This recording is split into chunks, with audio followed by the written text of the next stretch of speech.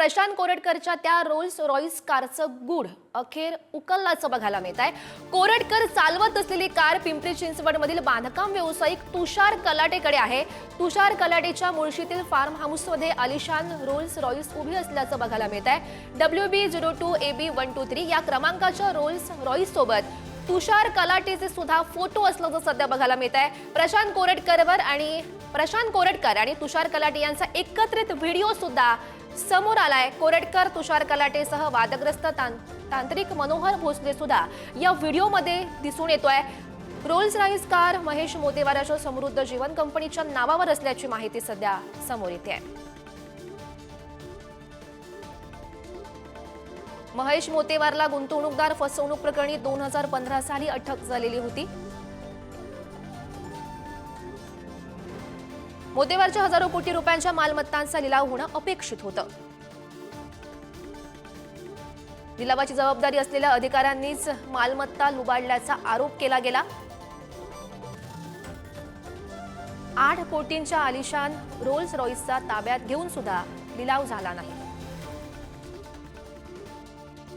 2015 साली ही गाडी विकता येणार नाही अशी CIDनं नोटीस दिली। कोरटकरचे वरिष्ठ पोलीस अधिकाऱ्यांशी संबंध नोटीस मागे घ्यायला लावल्याचं सुद्धा समोर आलं। गाडीवर कर्ज असल्याचं दाखल बँकेकडून लिलाव घडवून आणला। अधिकाऱ्यांशी मैत्रीपूर्ण संबंधातून तुषार कलाटे यांनी गाडी 2 कोटींना खरेदी केली। कोरटकरनं पुण्यात रेंज हिल्स भागात रोल्स रॉयस चालवली, व्हिडिओ शूट केला। कोरटकर फरार, मात्र रोल्स रॉयसचं बिंग फुटलं। आणि या संदर्भात अधिकची माहिती जाणून घेऊयात। आमचे प्रतिनिधी बालाजी पोद्दार सध्या आपल्यासोबत आहेत।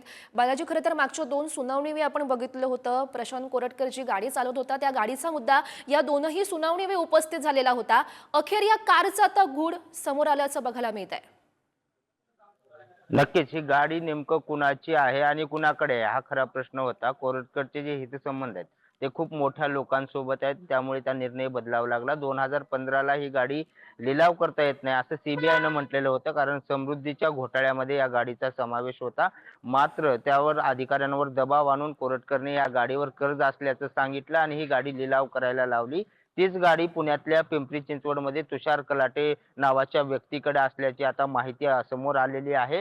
हीच गाडी तुषार कलाटे आणि कोरटकर यांनी एकत्र चालवली। पुण्यातल्या रेंज हिल्स भागामध्ये ही राईड झाली आणि त्यामुळे अनेक प्रश्न आता निर्माण झालेले आहेत। तुषार कलाटेची CID चौकशी झाल्याची माहिती आता तुषार कलाटे देतोय। मात्र अशा प्रकारे जी गाडी विकताच येत नव्हती ती गाडी घेता कशी आली हा देखील खरा प्रश्न आहे। आणि यामध्ये या सगळ्यांचे हितसंबंध काय आहेत, यामध्ये काही घोटाळा आहे का हे पाहावं लागेल। खरं तर कोरटकर याने इतिहास अभ्यासक इंद्रजित सावंत यांना धमकी दिली आणि शिवाजी महाराज आणि छत्रपती संभाजी महाराज यांच्याबद्दल वक्तव्य केले। त्यानंतर एक रोष समाजात निर्माण झाला। त्यानंतर कोरटकरांच्या पाठीमागचे हे सगळे काळे धंदे जे आहेत ते समोर आलेले आहेत। एवढी महागडी गाडी घेऊन कोरटकर इतके दिवस पसार कसा झाला, ही गाडी का तो कुणाकडे आहे सांगत नाही, असे सगळे प्रश्न उपस्थित झालेले आहेत। आता न्यायालयामध्ये या संदर्भात पोलीस काही चौकशी करतात का, CID याला काही उत्तर देतं का हे पाहणं महत्त्वाचं आहे। मात्र आता तरी ही गाडी पुण्यात असल्याचं आपल्याला पाहायला मिळतंय। हो, नक्कीच बालाजी। चौकशी दरम्यान नेमकी काय माहिती समोर येते हे बघणं महत्त्वाचं असेल। बालाजी, धन्यवाद दिलेल्या सविस्तर माहितीसाठी।